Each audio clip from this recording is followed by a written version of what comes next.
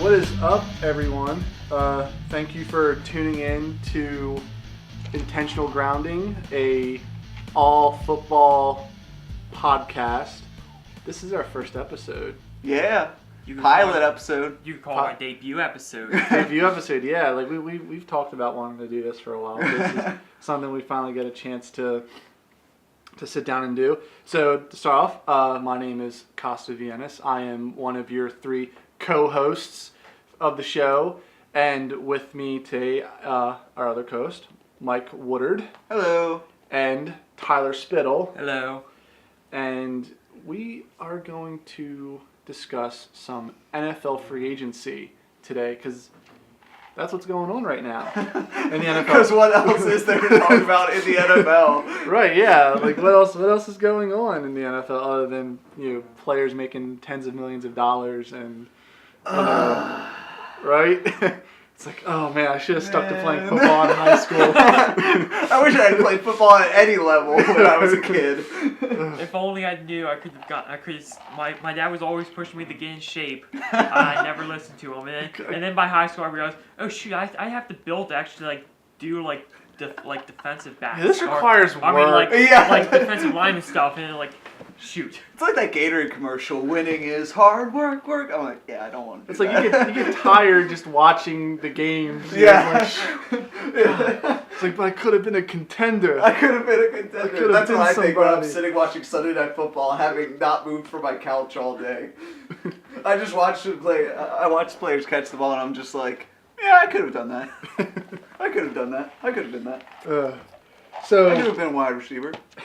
I just never got the training. And actually, I remember even when I did cross country in high school, and we had days that were supposed to be dedicated to workouts, and all of us cross country people, we just went up into the higher part of our gym, and we just sat on machines, did nothing.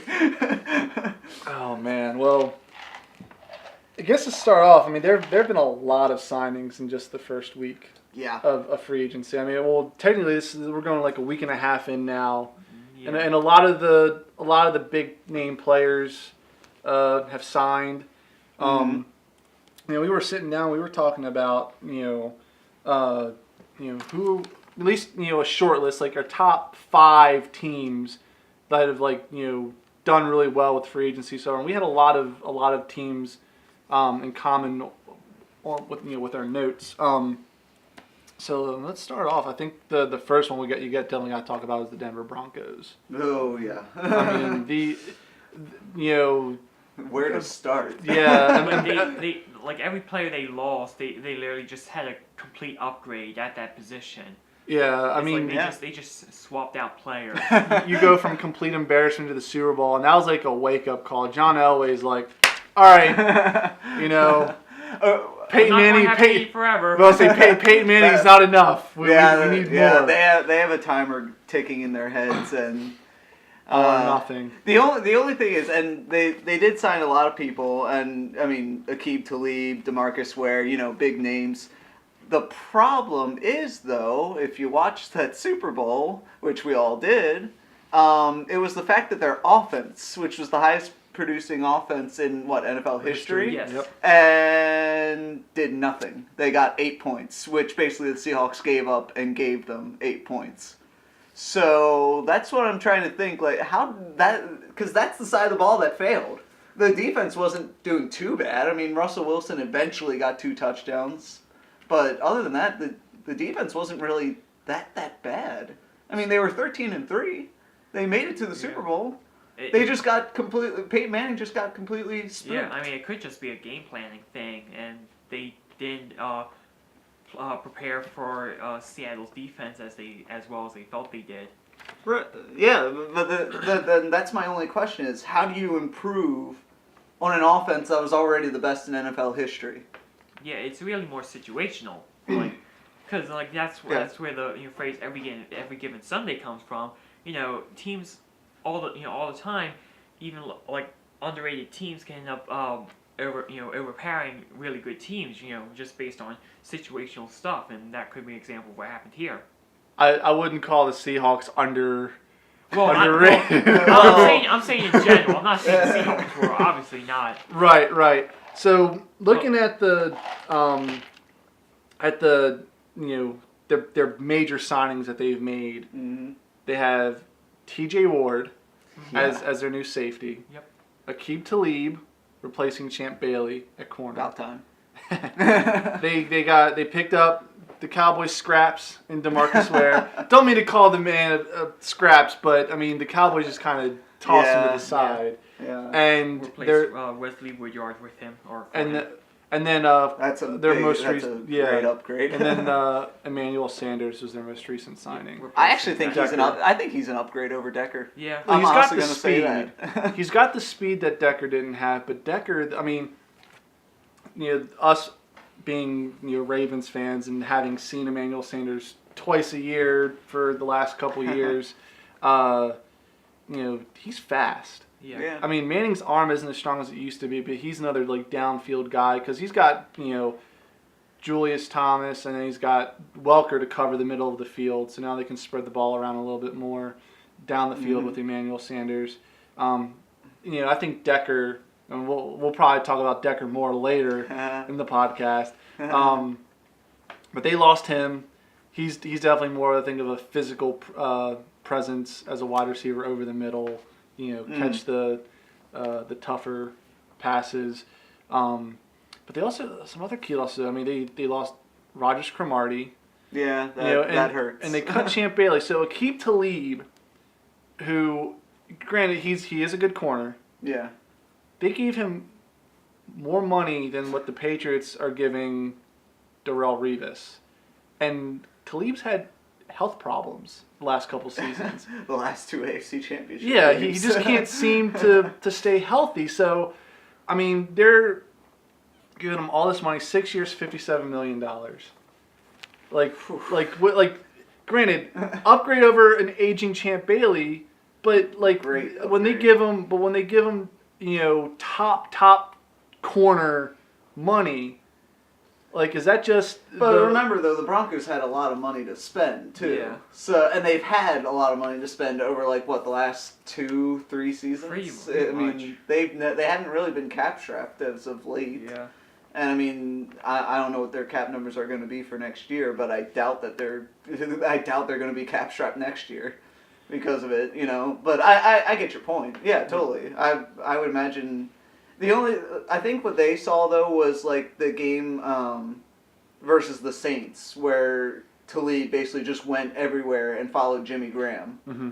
I think that's what they were looking for, mostly. I mean, yes, the health is a concern, but the fact that they can have one corner, they can just say, okay, you cover him, and then takes him completely out of the game. I mean, the AFC West isn't necessarily all the good wide receivers in the AFC West are on the Broncos. I mean, that's true. I mean, the Chiefs, Dwayne Bowe, he's kind of,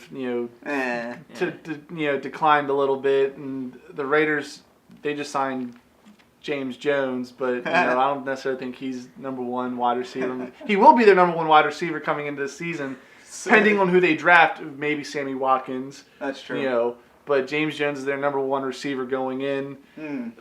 Now, granted, it's probably a good signing for the Raiders. Well, yeah, good signing. But but James Jones has always been he was the number 3 wide receiver on the Packers. Yeah, and you have to wonder, was he a product of the McCarthy system? Right. Yeah. That's the same questions people ask of Decker with him over in New York. I mean, you take the Tebow stats compared to the Manning stats to really see that pan out clearly.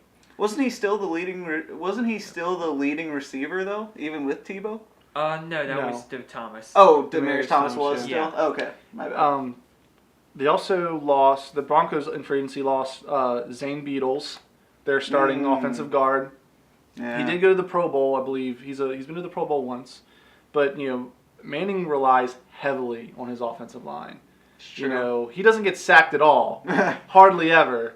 And if he's facing pressure, so we'll see how they decide to upgrade the middle of their offensive line, whether it'll be through the draft or any outlying, unsigned offensive lineman. And of course, we said Wesley Woodyard, who I think, though, granted, he's like one of those young guys that got a decent contract strictly on his potential. Kind of like Arthur Jones leaving the Ravens and going to, like, granted, Arthur Jones had a great season, so did Woodyard. Just like one of those cases where, we'd much rather put the money elsewhere. Even though Woodyard, in the long term, would probably pay off more than But the Broncos aren't thinking long term. No, they're not thinking long term. They're thinking right now. They're gonna try to. John Elway is trying to get Peyton to do exactly what he did: walk away with another ring. And that's what he's trying to do. Yeah. So what was another team you guys had? I suppose next up would be Buccaneers. Buccaneers. Bucks. Yeah, the only team you ever heard about on on the first day of free agency. This is just ridiculous. I'm just gonna name the guys off that they've signed. At least all the major signings. Defenseman Michael Johnson. Yeah. Altron Werner, the corner. Mm-hmm. Josh McCown, the quarterback. Who's already their starter. Right. Yeah. Yeah. We're talking about that. The two offensive line, they got Anthony Collins from the Bengals, who was the best lineman that the Bengals had. And then they got the center Evan Dietrich Smith. Oh yeah, from the Packers. Yep. They got Mike Jenkins, who was a decent veteran corner to a 1-year deal. Clinton McDonald at defensive tackle, and that's a lot of names. And then Brandon Myers, the tight end from the Giants. Yeah. They lost Donald Penn, right? They cut Penn. They cut Penn. They cut him. Yeah. They also cut Davin Joseph as and well. Revis. That's right. Oh yeah, and Darrell Revis. And Darrell Revis. Yeah, of course. His name's going to pop up with his contract. Yeah, the $16 million elephant in the room. So. But I think the cuts, everyone's saying this is just like Lovie Smith trying to get the guys he wants, even though he's got perfectly good players, young players. I guess these guys must not fit the style of play that he wants the Broncos to take on. Oh, what did I say? Oh, you said Broncos. Sorry, my apologies. Come on, Buccaneers. Costa. Yeah, right. I'm doing a horrible job hosting first day. You're fired. Yeah. We'll just get a computer program to do the host. Yeah. Welcome to this episode of Intentional Grounding. But Lovie Smith wants to obviously get his guys in on the Buccaneers. Oh, sure. Yeah. Which is why he brought in McCown. New head coach has to, leave his mark on the team. And I just don't understand what purpose it serves to name McCown the starting quarterback right away. Because do you trust Mike Glennon? I don't. I'd give him a shot though. I mean, it's kind of like what if the Colts have just benched Peyton Manning after throwing 20 interceptions as a rookie? It's kind of like you've got to give these young guys a chance to show what they've got. And the Buccaneers, they had injury problems. They play in one of the toughest divisions in the NFL when you got the Saints, Panthers. And it got even worse with the Saints getting Jairus Byrd. Oh, exactly. Yeah, that was probably, in my opinion, the best singular signing of the offseason. Jairus Byrd going to the Saints. Yeah, adding him with Kenny Vaccaro in that secondary. Oh my God, yeah. That's an insane safety combo.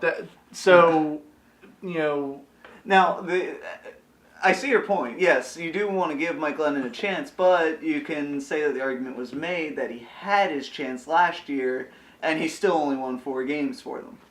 Yeah, but I know that's not all his fault. The team itself was not very good. I mean, they started off 0-8, and they ended up 4-12. I mean, that team was just in shambles. You start the season with Josh Freeman at quarterback. Yeah.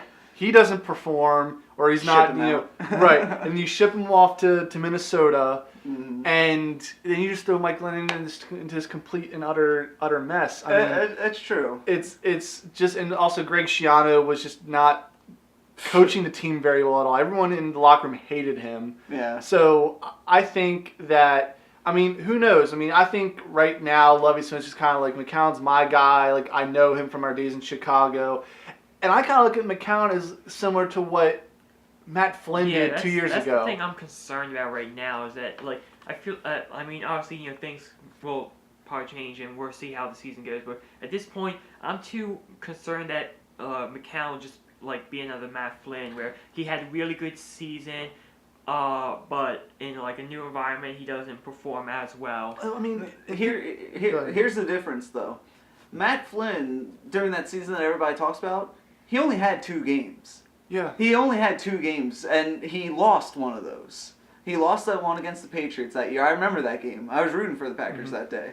And then he beat the hapless Lions that year, who couldn't beat the Packers' backup QB, and apparently still can't. But neither could the Bears. Josh McCown, when he came in, I mean, he was winning for them. I mean, you know, like... But look at that. Yeah. But look at the players he had around him. That's true. Alshon Jeffrey, Brandon Marshall, Matt Forte. Vincent Jackson, Doug Martin in the Bucks, though. I mean, Mars coming off an injury, though. He's coming off of an injury. Yeah, but Bobby Rainey. Yeah. He came on late. You know, granted, they do have Mike pieces. Williams. They do have pieces in Tampa Bay, but, like, for whatever reason, though, but when you compare, you know, the wide receivers and running backs on the Buccaneers to the Bears. I mean, Alshon Jeffrey could be a number 1 wide receiver on almost any other team. You know, if not for Brandon Marshall. It's true. You know, so you've got 2 legitimate, like, physical freaks at wide receiver. You can throw the ball as high up as you want, and they'll go up and grab it. You know, like, basically Calvin Johnson's the only guy in the NFL, or Larry Fitzgerald, you can make an argument for him, are like the only guys that do that job better than they do. You know, as far as just going up and getting the ball in, like, double coverage. Right, yeah. You know, I mean, here's the other thing with the Josh McCown thing, though. Do you want to take the risk of Mike Glennon maybe winning games? Like, Josh McCown is a little bit safer because he is older, he's more experienced, so he has more NFL knowledge, and he's proven...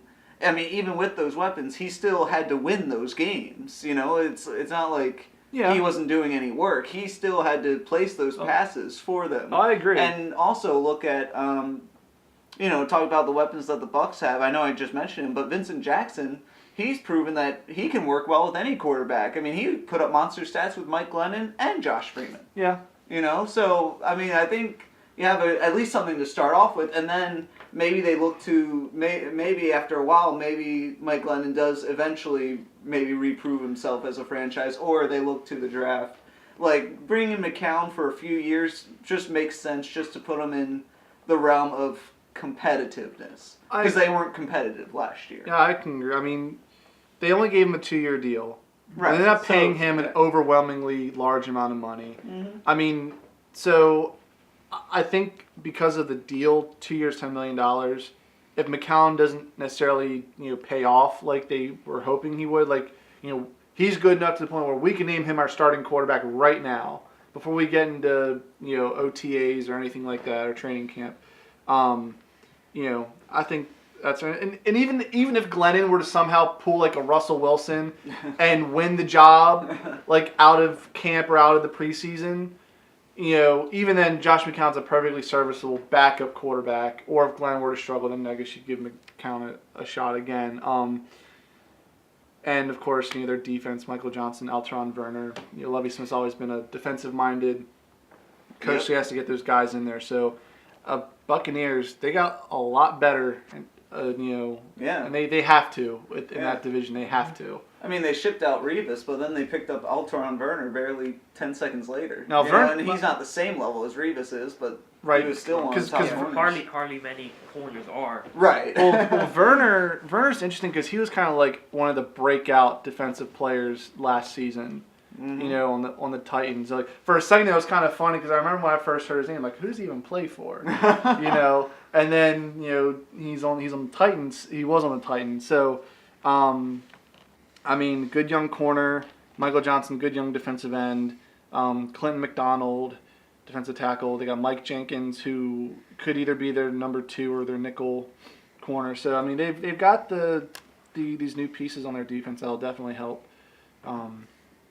In the future. So, and you've mentioned Darrelle Revis. We've mentioned him a few times already, just passed by, so that means we have to talk about the Patriots. Yeah. I mean, the Patriots are on my list of winners because they shipped out Aqib Talib and got the best corner on the market instead. So that's a good move by them. They also signed Brandon LaFell, on their wide receiver end. Yep. Brandon Browner, and they managed to retain Julian Edelman as well. Yeah, right, which is a big move for them. I mean, come on, you can't ship out your top receivers 2 years in a row. Right. You just can't. Especially with what they have beneath that Dobson and Tompkins. Well, Yeah. see, but I remember everyone, like, do you remember the, like, last preseason? Like, Brady and Tompkins had this thing just going in the preseason, and everyone's like, Tompkins is, he's got the talent to be the number one. Like, he would be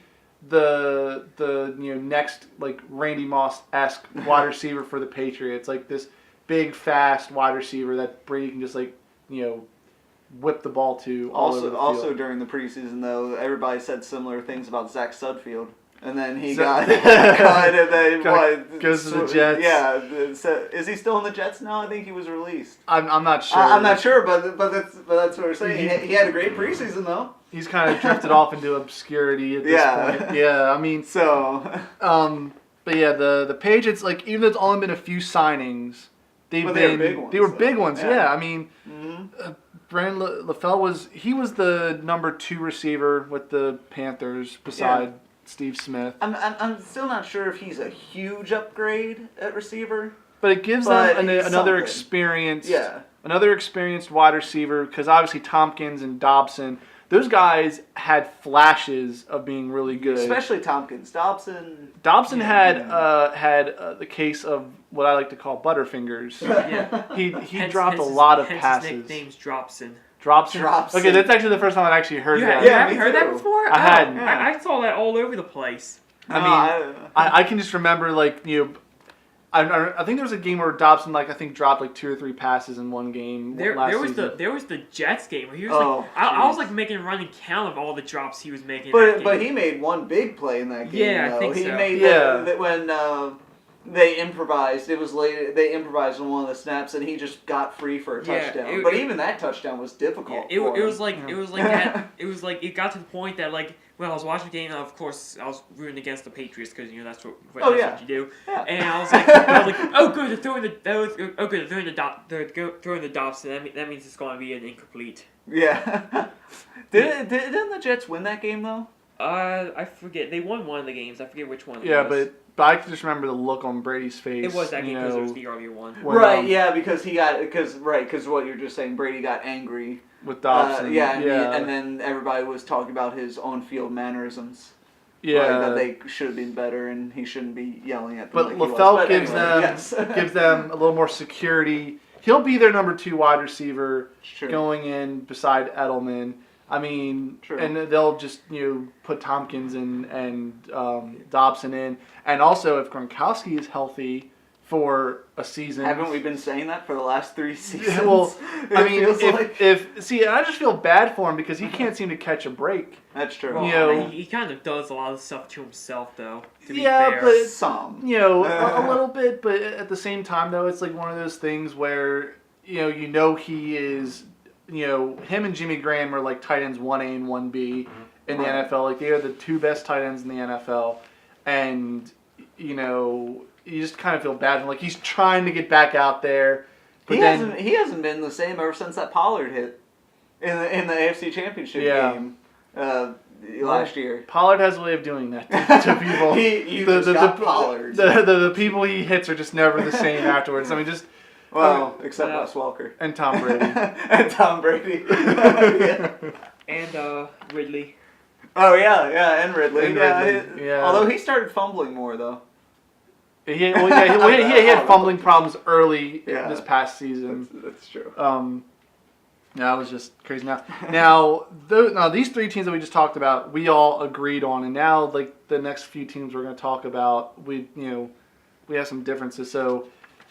Mike, give us one of your other 2 remaining teams on your list. Okay, one of my top winners, I had the Giants as one of them.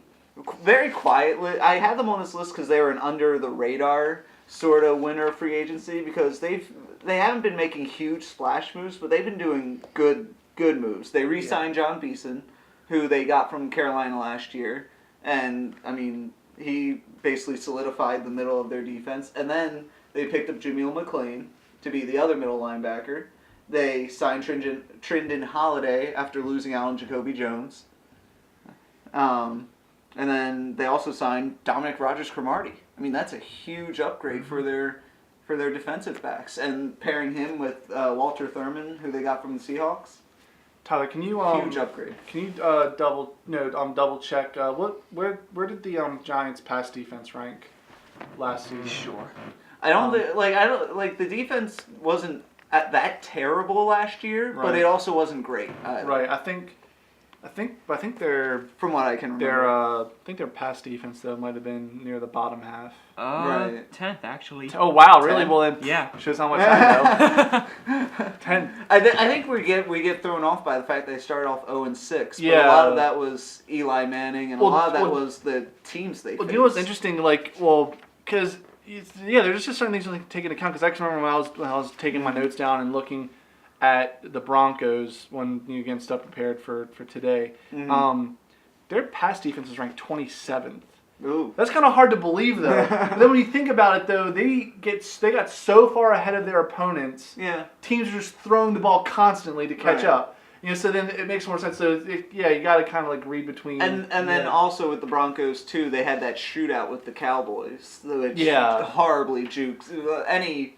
Like for example, the Ravens defense, they got blown out with 8 touchdowns against the Broncos. But then after that, they were better. Right. So, but the overall stats aren't going to show that because they got so destroyed by the Broncos. Right. So, but yeah, I mean your point's valid, but. Just very quietly, though, they've been adding some really good pieces. Rashad Jennings on the offensive side. Mm-hmm. I guess the only real question is, will Eli Manning go back to form? They brought back Mario Manningham. Well, it seems like every other year. every odd-numbered season is a bad year for Eli. Every even-numbered season's a good one. So 2014, Eli. This is Eli's year, baby. So this is probably Get excited, New York. Eli's gonna break all Peyton's One records. of your teams won't suck this year. Eli's gonna break all Peyton's records this year. He's just gonna, 56 touchdowns. He'll get close to 6,000 passing yards. That would be insane. No, but I really like the two signings I like the most for the Giants were the Rashad Jennings and the Rogers Cromartie. Yep. Trenton Holly's a good pickup if he doesn't fumble. That's true. That has been his biggest downside is that he fumbles a lot. But here, and I thought of that too when I was doing the notes for this episode and all that. But here's what I thought of too, though. Remember Jacoby Jones fumbled twice in the AFC Championship game against the Ravens? But before he hasn't fumbled once. But even before that game, though, he didn't really have a tendency to fumble. I think with Jacoby, but it contributed to the reason why he's no longer on the Texans. Right. You mean the divisional games? You said championship game. Texans didn't make it that far. Oh, whoops, my bad. Division. Well, yeah. So, either way, my point is maybe the change of scenery might help. maybe, it might. yeah, it might. it could Not help. sure, but I mean, yes. it'll. I mean, definitely helps. I mean, because the Eagles have gotten better.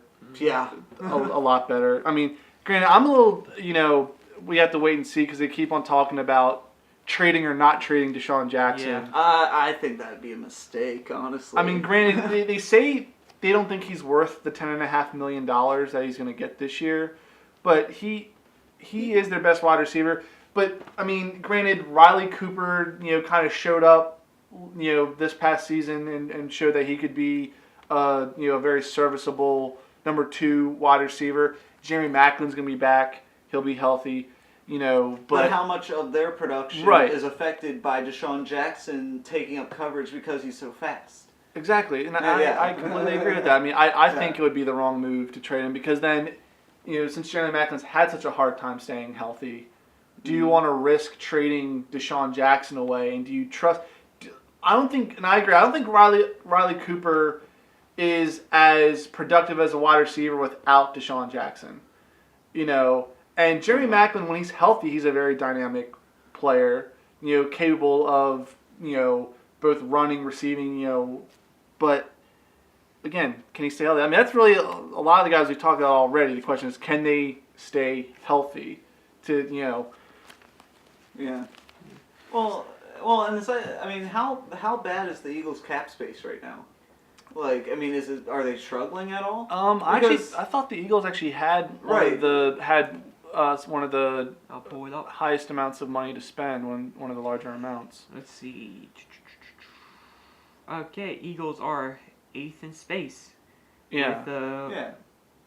cap space of about 17 million right now. Well, so they got plenty of spending money left over. So they got. Why can't they just Yeah. eat the money for now? I mean, I don't it's know. not like Yeah, they're and- going to be strapped. Yeah, and also now I feel like because you want to get another season to make sure that Riley Cooper and Kevin Kevin Cobb. Nick Foles were just like 1 year wonders things. Right. So And you Deshaun Jackson was a big part of Nick Foles. Yeah. I mean, those two connected on a lot there were a lot of games where the Eagles were either struggling or behind, and particularly I remember the one against the Vikings for whatever reason. I remember they were behind until Nick Foles found Deshaun Jackson. Yeah. You know, it's like. I just don't, and it seems to be the overriding mentality of every NFL team nowadays. They just they have to look at all their roster space and be like, okay, who is taking up the most space? Can we get rid of this guy? I get it. There's a salary cap, but come on, show some loyalty. Remember all the rumors we were hearing about Haloti Ngata going to be a salary cap casualty, or possibly. Well, the reason why that didn't that's happen more of a was next year thing. Well, right. Yeah. I mean, and he might still restructure or whatever. They might extend his contract or. Because they were saying Nada would only if they cut him, that would only save the Ravens $1 million in cap space. Which that's for this season. Next season, Tyler said, will be completely different. Yeah. He'll have a much higher cap hit. So then they will try and renegotiate the contract or extension. Exactly. Try to extend him like he did with Suggs. Right. But it just seems like now if any player, it's I'd be scared if I was a player, because it's like you have to start really looking at your contract and say, all right, when is my salary cap hit going to be the worst? I might not want to plan to be here by that point then. Right. It's.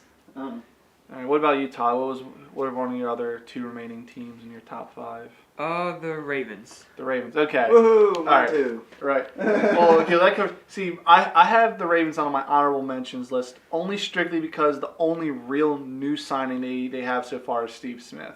Great signing. They needed a veteran. They needed a tough veteran wide receiver to kind of fill that role that Anquan Bolden had with the Ravens, a couple years ago.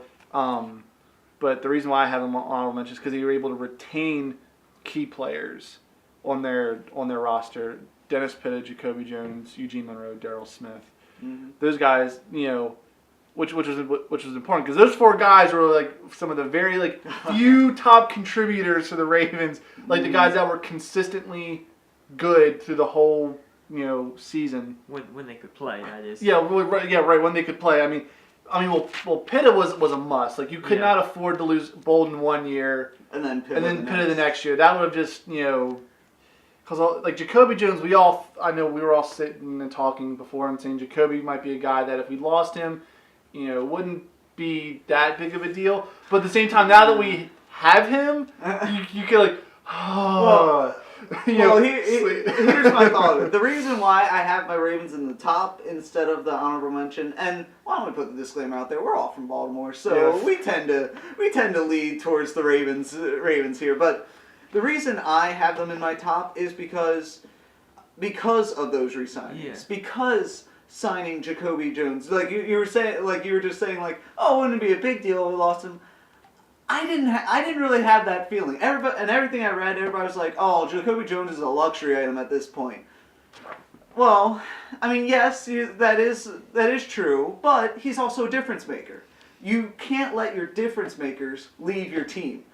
For example, Jacoby Jones might only make one catch in a game, but that one catch will change the entire game. He only caught one pass against the Broncos 2 years ago in the playoffs, but wasn't it the one pass that they needed to tie the game and be in it?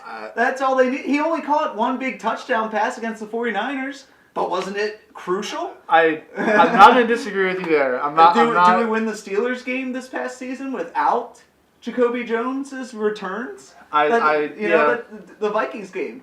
Do they have any chance of winning that Vikings game if Jacoby doesn't take the ball and return it right when we all thought all hope was lost? I mean, like, listen, that's my point. I'm not gonna disagree. With you It's on that. like you just don't let. So if there's a guy on your team who, when the ball's in his hand, he makes a difference, you keep that guy. Oh, He's yeah. not a luxury item. You need game changers and difference makers. That's But what I will think- make your team better. Right, but I was actually, like I said, I love Jacoby just as much as the next Ravens fan. Like, I think he was a very crucial piece, but I think it was because that the Ravens were looking for. Because another thing too, the reason why I wasn't as concerned is because Marlon Brown stepped up as an undrafted rookie free agent. I mean, he totally surprised everybody. He led the team in touchdowns, receiving touchdowns.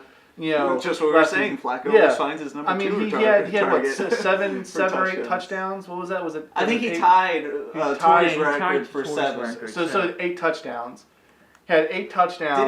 Did he tie it or beat it? He tied it. He tied it. I'll pull it up. Didn't Torrey only get 7? I thought it was 8. Oh, I thought it was 7. I don't know. We got Tyler on there. Yeah.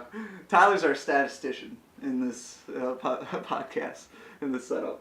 Keep talking. But Marlon though really stepped up, and he won't surprise 7. again though. It was 7. Okay, all right. So see, I'm totally off my game today. Yeah, I'm totally off my game. All right, so it's okay. I only 49 receptions, 524 yards, 7 touchdowns. See, and you know what though, for a Ravens team for the offense that struggled a lot during the season, where like the only bright spot pretty much was Jacoby Jones, like when he was healthy and playing, right. And Torrey Smith, those are great numbers. Yeah. And but the reason why I was like Jacoby, because like I said, because we had Marlon Brown and the Ravens were looking for another receiver that could be a consistent target for Joe Flacco outside of at least Pitta a third down possession target. Right. So, but like I said, but that's why though I'm glad Jacoby signed for us, because now they can stick him mostly with special teams work and then the occasional. Right. Okay, we need a guy just run Jacoby, go down the field. Right. I'm. Do you want to say something? Go ahead. Sure. Because go ahead. I just wanted to say, for me when I was like deciding on this list, one of the important things for me is I think it's just as important for teams to be able to keep their guys together, and that's just as important as to bring in new faces.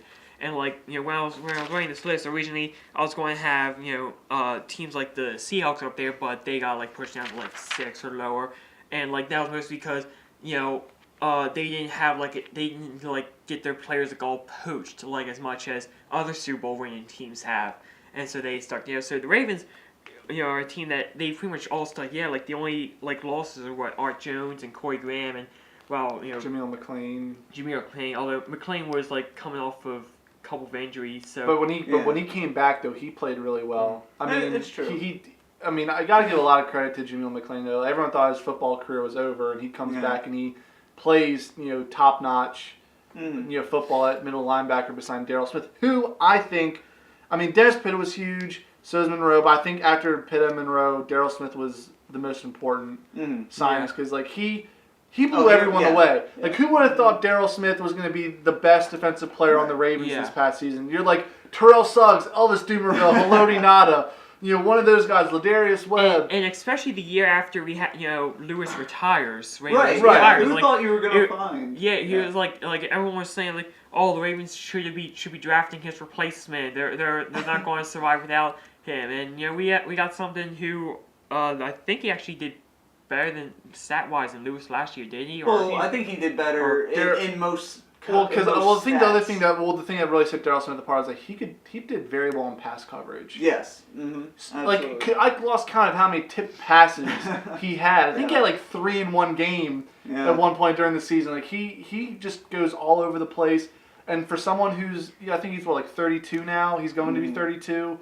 He's playing like a guy who's still in the prime of his 27, 28. So I think it was very crucial they retained him, and he'll be another great guy to help continue to bring on the development of guys like Arthur Brown. Oh, sure. Who's going to be playing beside him. I think and Josh Bynes too. But I think Arthur Brown probably starts ahead of Bynes coming into Sure. this season. Because, I mean, the Ravens had to, you spend a second-round pick on him. Sure. You're going to give him a shot. You know? If he performs well, then I'm all Right. for that. You know. See, and here's another reason why I had the Ravens in the top as opposed to like an honorable mention. Real like for you. Costa, 18 pass deflections by Smith. Oh, there you go. 18. Nice. So that's pretty an sweet. average of more than one per And game. he got that pick six of Matt Schaub that Yeah. started the destruction. Yeah, of Matt I know Schaub. he had 300 three interceptions. Yeah. One of them returned for a touchdown, and 2 forced fumbles. Yeah, he was an absolute. stats. Yeah, not only was he a tackling Absolutely. machine, but he Yeah. covered the pass very yeah. well. Well, Especially in a division that relies so heavily on tight ends. Every team in our division has a very good athletic tight end. And True. you need someone like Darryl Smith that can cover that like lower middle range where the tight ends will be cutting across the middle and get that hand up. That is huge. and before we had jumped over to the defensive side, what I had wanted to say too was I'm just going to say this right now. The Ravens made a mistake giving up Bolden. Yes, they had to do it at the time, but I don't think there's anybody at the Castle who is going to say that it wasn't a mistake. Because let's face it, they lost. That's what I was saying about the playmaker. They lost their playmaker. And the signing of Steve Smith, for example, is they're trying to get back to that style of offense where they had a playmaker and they had 2 speedsters on the outside, and then they had a tight end who could also make plays, and who knows, they might add another tight end, either Daniels or maybe Ebron in the draft. Mm-hmm. But basically, I think this season was a season of overcorrecting for last season because they made mistakes last season. Oh, I mean, they and did. look at the other names that didn't work out last season. Michael Huff. Yeah, Michael Marcus Huff, Spears. Marcus Spears. You know, like they had a bad off season last year. They did. And this year, I think it's overcorrecting for all of that. Instead of letting Suggs go, instead of cutting him to save cap money, they extended him, which they didn't do to Bolden. Well, Why? I don't know, but that's one thing. Before we move on to the next But team, anyway, though, that's yeah. one thing you got to give guys, Eric DeCosta, Ozzie Newsome, John Harbaugh. One thing they do consistently is that they always do a very good job of retaining the guys that are closer to the end of their careers than they are at the beginning. Because I think guys like this year Arthur Jones, last year Donnell Ellerbe, Paul Kruger, and also in previous years Adalius Thomas, younger guys who performed really well with the Ravens, or they always had like their final seasons with the Ravens, always their best year, and then of course the Ravens only let a guy go if they know they can easily replace right. that If they player. can get the If production they have- out of somebody else at a right. cheaper price. Yeah, and especially with our historic rotation, at linebackers, like we were talking about, we've gotten so many. Like we're probably going to have someone he's going to be free agent this year. We're just going to say, oh, he's the next Arthur Jones. And look at it too. Kruger got paid because he had one move to get past an offensive move. lineman. No, not even that. That bull rush move where Yeah. he like jumps to the outside of him and then Yeah. just rushes the QB. That's the only move he had. That's the only move. If you Yeah. see him get a sack, that's because he was using that move. Well, I think the only time I can think of it, or two instances where a veteran player that was closer towards the end of their careers that left the Ravens, Jarrett Johnson and Ed Reed. Everyone else, the Ravens, at least like I said, towards the end of their careers, like I said, Terrell Suggs, were able to Extend. retain him. They were able to, of course, keep Ray Lewis when they did that final contract for him a few years ago.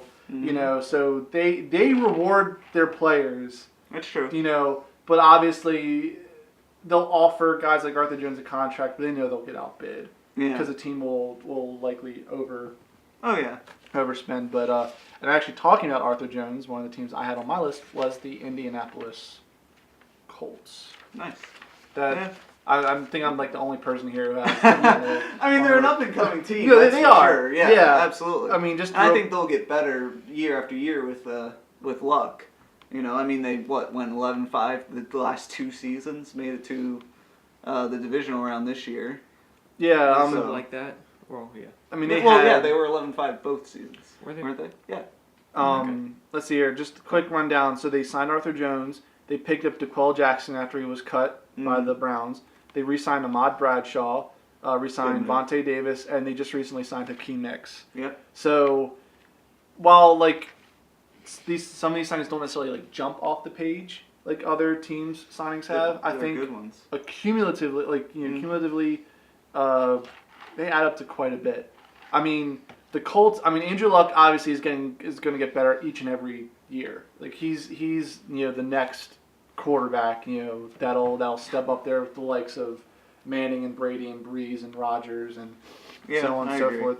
He's shown it. Mm-hmm. And they with Reggie Wayne. Obviously, no one even knows if Reggie Wayne's going to come back and play this year. Like he's still recovering from his injury and surgery. And T.Y. Hilton, as good of a young receiver. Awesome receiver. He's an awesome young receiver. But I love the way T.Y. Hilton plays. If you watch him, like especially in that Chiefs game, his footwork is insane. He's very quick, very Yes. quick.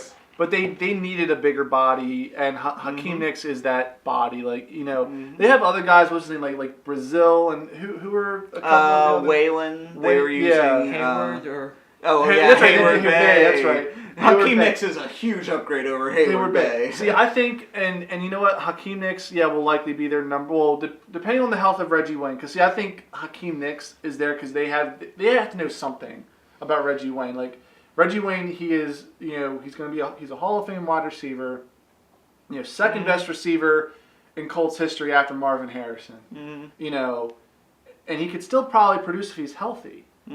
But even Reggie Wayne's not sure if he's coming back, if he'll be healthy at the start of this season. So Hakeem Nicks, a good backup plan. Oh, sure. He's got really strong hands. Like I remember them. I think it was ESPN or something. The dude's got like the biggest hands of like any wide receiver in the NFL. So until he just puts the ball out there, he'll grab it. I mean, as long as I don't think he didn't have a single touchdown this past season. He did not. No touchdowns. But he had one of his lowest receiving yards seasons too. But I think though, coming to the Colts though, I mean, granted, the Giants are always up and down every season anyway. But the start they got off to last year, I think, just kind of had an influence on his performance. So going to the Colts though, I think Hakeem Nicks is. They could easily. I could see both Nicks and Hilton having 1,000-yard seasons. I think it's possible. I wouldn't go that far. I feel like it would be T.Y. Hilton getting the 1,000, and then Hakeem Nicks would probably get something like Bolden level, 800. I think Nicks though this might be his because he only signed a 1-year deal. I'm actually calling it right now. First episode of the podcast. Hakeem Nicks is going to on record. This is on record. On record. Well, we will play this back whenever this. We'll play this back after the. Once we get to a point in the season where we know it's not a possibility, it ends up not being a possibility. But I say Hakeem Nicks will get at least 1,000 yards and 7 touchdowns. 1,000 yards and 7 touchdowns out of Hakeem Nicks this year. Because I mean, but there is one stipulation though. Uh-oh. This only works if the Colts can develop a running game. Because if they have to rely so heavily on the pass like they had to, then Nicks isn't going to get anywhere near those numbers. Well, that's why it was a good move to re-sign Bradshaw. Because I think the Colts are kind of reeling from that Trent Richardson trade. But I think there's still a chance Richardson could bounce back though, because Richardson, I mean, the guy was able to perform for the Cleveland Browns. I mean, no offense to the Browns, but they're the Browns. And Trent Richardson, I think he is fully capable of performing the same way for Indianapolis. There's no reason why he can't. Indianapolis has got a fairly decent offense. They've got the pieces. I mean, their offense, though, statistically, last season was very middle of the road. Right. For the most part. And it's their offensive line, too. Isn't the greatest. And the problem with really the Colts in general, they're just not a physical team yet. Right. That's what Chuck Pagano really wants, but he hasn't gotten out of them yet. Because, they got beat up by the Patriots in the divisional game. Right. And they couldn't run barely. They could barely run the ball because they're not that physical of a team. They're more of a finesse passing team. Yeah, 15 in total offense. Yeah, 15. Pretty much right in the middle. Yeah, they're right in the middle of offense. Their defense... Still not that bad. Their defense was as far as yards per game, they were 20th in yards per game that their defense gave up. Yeah. But they were only 9th in points allowed. So they are the very definition of bend but don't break. Their defense. They were 11th in sacks as well, so they got a decent pass rush going, a respectable pass rush. So DeQuell Jackson, Arthur Jones, retaining Vonta Davis. Pagano's going to put his mark on the Colts. They're going to have a much, much better defense. I hope so. Season. I mean, I like the Colts. I think they're a very fun team to watch. I like to support Andrew Luck. I was rooting for him during the AFC playoffs. Right. So so I hope they do get a better defense, but that's where it has to start, though. They have to get physical. Yeah, they just got ran over by LeGarrette Blount. Yeah, they got torched. Yeah, they did. They did lose Antoine Bethea. I think that's a big loss. And Donald Brown. Now, Donald Brown, he came on at the very end of the season and performed very well. And to point out, he came on after Trent Richardson got there, too. Right, yeah, right. Let's point it out. This might have just been an instance, another where it's kind of like Donald Brown performed well at the end of the season. So it's like, what have you done for me lately? Mm-hmm. Quite a lot. And so he goes off and he gets a decent contract from the Chargers, which that'll probably come up later. Makes no sense to me. Right.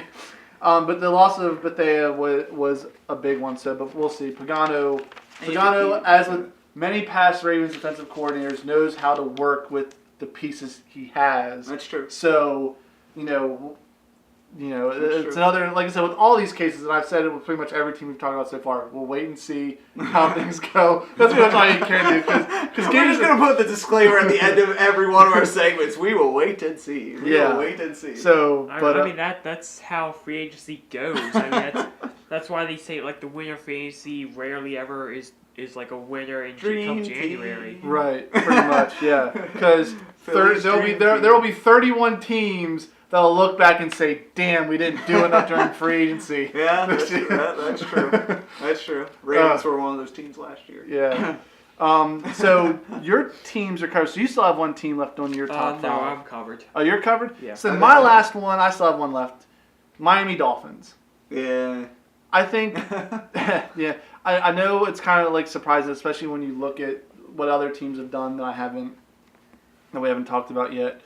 But I mean, they picked up Brandon Albert, who a lot of people consider. I mean, other than Jerry Spur, a lot of people considered him the gem of free agency this year. It's true. And left tackles are the anchor of your offensive line. Mm-hmm. And they have that stability in Brandon Albert now. So that was a huge signing for the Dolphins. A team that, really, they have a chance. Like, they are the one team right now that could, challenge the Patriots a little bit. They're the AFC East's only hope against the Patriots. Right. I mean, come on, Miami Dolphins, you're our only hope. Exactly. I'm calling in for that's right. So, with the Dolphins though, that was huge for them.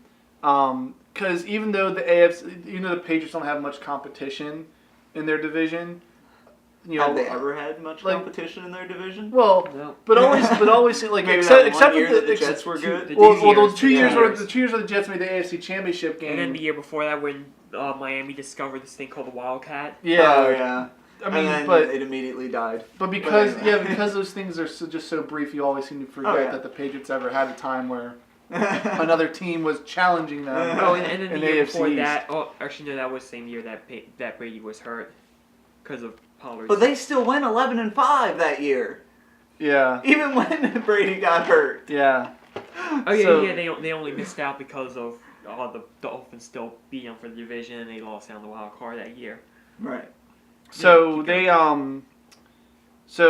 re-signed Brent Grimes, who was their number one corner, which I think was a good re-signing. Yeah. He's a decent cover corner, especially seeing as they lost Nolan Carroll. Yeah, that signing looks even bigger now. But they did pick up Cortland Finnegan. Oh yeah, that's right. Now Finnegan did with St. Louis didn't perform as well as he did when he was with Tennessee. Because in Tennessee there was a point where he was like the shutdown corner in the NFL. Yeah, it's true.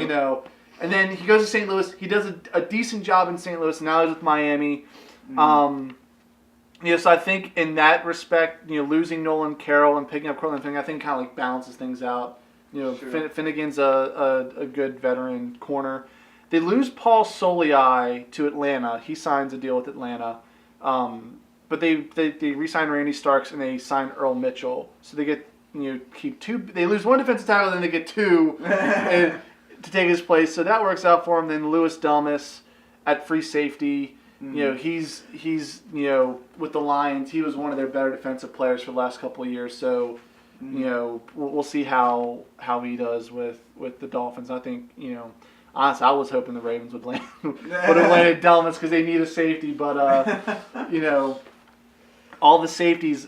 If you were a defensive tackle, a defensive lineman, or a free safety, you signed on the first day of free agency. Pretty much, yeah. Or an offensive lineman. A lot of offensive linemen signed on the first day as well. Yeah, well, two of them went within the first hour, and then it took then Monroe was just later that day. Yeah. I don't know why Monroe's took forever, but yeah. Yeah, but I think the Dolphins though, like their signings, even though I haven't, like they're kind of like for the Giants, they kind of like were under the radar.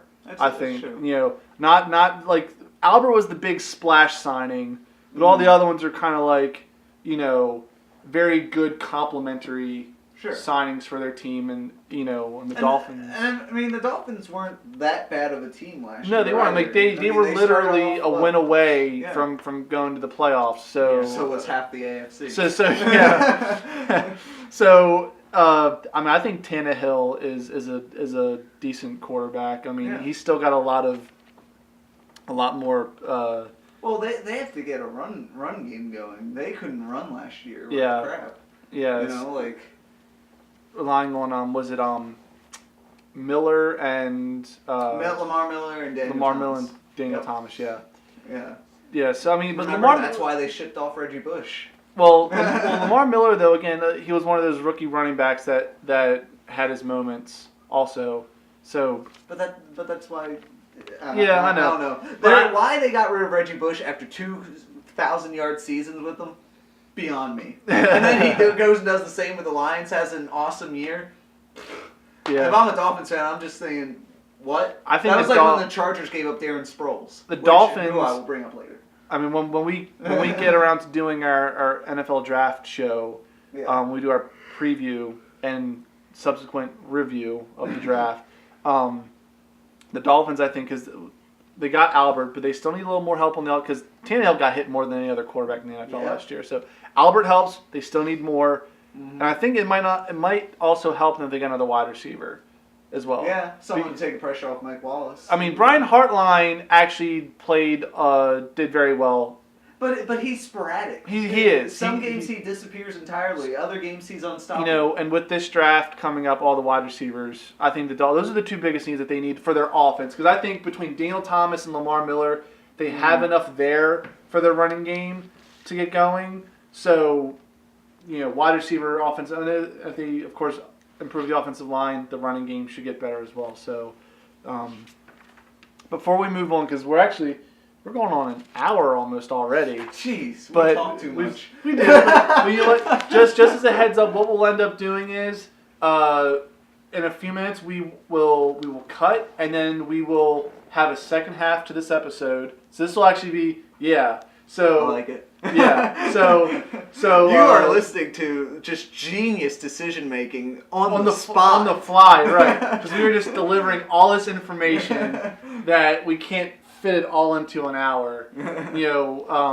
Our special 2-hour debut episodes. Exactly. It's like how TV. It's like how TV series debut with like 2-hour pilot episodes. That's what we're doing. This is our pilot episode, guys. Yeah, we have to live it up. Yeah, 2 hours. Yeah. So here's a chance. If you think our show absolutely sucks at this point, then you don't have to listen to the second half. But if you like it anyway. But you should. Yeah. Thanks for listening. Because it could get better. Like it could get better. We're gonna start talk. Right now we're just like building up teams. Oh, they're doing really good. Now we're going to start tearing teams down. Like this team sucks, and that's what real football listeners want to hear. Well, we might start getting better too. Whereas we might kick out Tyler. We're not sure yet, but we'll see. Whose house are we filming this in again? yeah. They don't have to know we're doing this in someone's house. It could be a studio for all they Whose know. studio are we doing this in? Alright. So, in all seriousness, just real quick, we have mentioned the Giants, we've mentioned the Ravens, just a few other teams I wanted to throw out there as honorable mentions for teams that had also very interesting and productive free agency signings so far. The Arizona Cardinals. I agree. They benefited from whatever the heck was going on with Oakland. They the Saffold deal. well no, that was the Rams, not Saffold, but which was really weird. They decide to Jared Veldheer, yeah. who was a Pro Bowl tackle for the Raiders. They decide they're going to let him walk, and they're going to get Safford, and then Safford doesn't, for whatever something happens with the physical, and he ends up re-signing with the Rams. The Raiders did get Donald Penn, and they also signed Austin Howard, who came, where did Howard come from? He came from... I think we're starting to leak into the second part where we're talking about the losers. Well, I have the Raiders on my honorable mention. That's right, though. you do. I do have the Raiders on my honorable mention. I know you guys will talk about the Raiders more later on, but Austin Howard, you said? Austin Howard. Where did he? I can't remember what team he played for. Jets. Jets. Okay. So Austin Howard was one of the few decent players on the Jets. Donald Penn. So they lose. They don't get Veldheer or Safford, so they get Penn and Howard, which is decent. But Veldheer, I'm just surprised they let him go. The Raiders had more spending money than any other team. Almost $60 million in cap space. I'm surprised they let anybody go. The Raiders with that money, they managed to they could have signed like every free agent that was out there. They could have re-signed all of their own free agents, and then every other one that was out there too. But the Cardinals get Veldheer. They also get Antonio Cromartie. That's a great signing. Yes. To pair with Patrick Peterson. Yes. And if Tyrann Mathieu comes back healthy and able to play as he was. Well, they put him at safety though, didn't they? Didn't they move him over to? Well, he had already been playing safety. Yeah. So exactly, that's what I'm saying. If they have Matthew, Peterson, Cromartie, and whoever their other. They also signed Ted Ginn Jr. Yep, that's it. They lose Andre Roberts, who signed with the Redskins, but Ted Ginn Jr. He's just a very dynamic special teams player as well, and actually I think he had one of his best overall statistical seasons this past year with the Panthers. So he's starting to show that not only is he the return guy, but he can also. The Cardinals are becoming the place for old Steeler running backs. Yeah, Jonathan Dwyer after Rashard Mendenhall retired. Yeah. So what is Jonathan Dwyer going to retire in a year, and then they go and grab who's the next one on the Steelers list? Yeah, and then they also signed Frosty Rucker, so that was a good re-signing. And the tight end from Minnesota, John Carlson. Yeah, but he's had health problems though. That's true, but he still came in and produced when Kyle Rudolph was hurt. Yeah, he did. Atlanta Falcons, I don't think no one's mentioned him, but Paul Soliai went there. Tyson Jackson from the Chiefs signed with Atlanta, so they're getting bigger up front on the defensive line. John Asamoah, also from the Chiefs, fixing that offensive line. And then they also signed Devin Hester, so another key special teams player. I thought he went to the Falcons. He did. I said we're on the Falcons. Oh, my bad. This is the quality that you get in the very first episode. It's the pilot. Yeah, exactly. We promise we'll get better. The pilot episode of Cheers wasn't that great either, but everybody eventually loved that. So Hester signs with the Falcons. So overall, they bulk up on the defensive and offensive line, and they get a very good special teams player. Because of course Hester isn't going to play a very big role in the offense with Julio Jones and Roddy White. So. But still, just having that extra, weapon. We've mentioned the Ravens, Cleveland Browns. Yeah, they're one of my honorable mentions. Ben Tate, Carlos Dansby, Dante Whitner, Andre Hawkins. Dansby and Whitner give them that much needed veteran presence on their defense. Granted, like they said, these guys are They were close. already a good defense. Too. Yeah, they were already decent defense, but I was a little, again, they had a lot of spending money. I'm surprised they let TJ Ward go. Yeah. You know, TJ Ward was a very good young safety Cleveland for them. actually has the most cap space at 41. Yeah, so they had more than enough money to keep TJ Ward. I think he would have been. Party in Cleveland. Yeah, so, but Dante Whitner, Carlos Smith, like, they're good. Ben Tate, you know, we'll see how he did handle a lot of the bulk of the running game for the Texans last year, but he's had injury problems lately. And I really do. My favorite though was the Andrew Hawkins for them. Yeah. Because now they have another good athletic receiver to go besides Josh Gordon. Plus, you take him from Cincy. If you Yeah, can't beat yeah, him, if take you him can't away beat from him, Cincy. steal from him. Yeah, exactly. Mention the Giants, Oakland Raiders. They were on my. Well, see, the Oakland Raiders are the Oakland Raiders are one of those teams for me where I was like, they had a decent offseason, but has been great as well. So like, I didn't know where to place them because they've made a lot of signings. Yeah. They have been spending their money, but I don't think they've been spending it the right way. Oakland is also second in cap space. Yeah, Right now, I mean- $30 million. Isn't Oakland's like? Aren't their nickname like the Black Hole or something? Yeah, well, that's like the section of Right. fans. Right. over Well, there. there's also a black hole in another way where it sucks in all these players and then you never see them again. Well, like I mentioned before, they got Donald Penn and Austin Howard. Justin Tuck and Lamar Woodley were interesting Thank signings. God Woodley's no longer a Steeler. Just gonna say that. You know, and then I don't know if I like the Darren McFadden re-signing. I think Rashad Jennings was the on a was the one-year deal. It's on a okay. 1-year deal though. But why not give it to Jennings though? Because I think, I mean, no offense to McFadden, but he not only has he had injury, he's like one of those guys. He's like Brian Hartline. When he shows up, it's big, and Yeah, when sure. he doesn't, it's nothing. Good point. You know. Good point. You know, because Darren McFadden's always like that one guy in fantasy football that you draft, you play him, and he has like the best week of anybody on your team. And you're like, I'm going to ride this horse all the way to the finish line. Next week, 0. And then it's like the very next week that horse has a broken leg, and you're like, well, it's got to go back to the stable or shoot him. Yeah. What are you going to do with this horse? That's an awesome analogy.